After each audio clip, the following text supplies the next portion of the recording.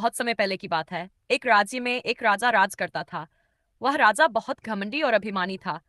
उसे अपनी ताकत, दौलत और सेना पर बहुत गर्व था।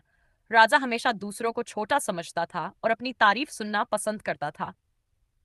एक दिन एक साधु उस राज्य में आया। साधु बहुत जानी और समझदार था।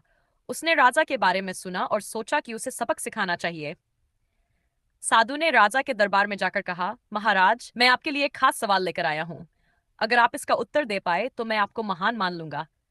राजा ने गर्व से कहा, पूछो, मैं किसी भी सवाल का उत्तर दे सकता हूँ। साधु ने पूछा, महाराज, इस दुनिया में सबसे ताकतवर कौन है? राजा ने तुरंत कहा, मैं, क्योंकि मेरे पास ताकत, धन और सेना है। साधु मुस्कुराया और कहा, महाराज, आप गलत है। सबसे ताकतवर समय है। समय आपके धन, ताकत और सेना को छीन सकता है।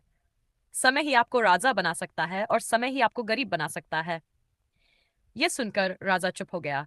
उसने कभी इस दृष्टिकोण से नहीं सोचा था। उसे एहसास हुआ कि उसका घमंड बेकार है। उसने साधु से क्षमा मांगी और वादा किया कि वह अपने घमंड को त्याग देगा और प्रजा के लिए न्यायपूर्ण और दयालु बनेगा।